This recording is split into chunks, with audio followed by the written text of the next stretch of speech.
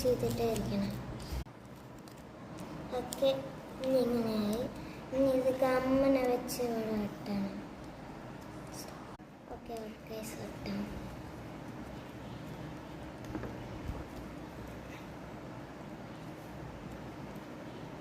Okay okay, ഞാൻ അതുപോലെ ഇനിയൊന്ന് ചെയ്ത് വെച്ചിട്ടുണ്ട്.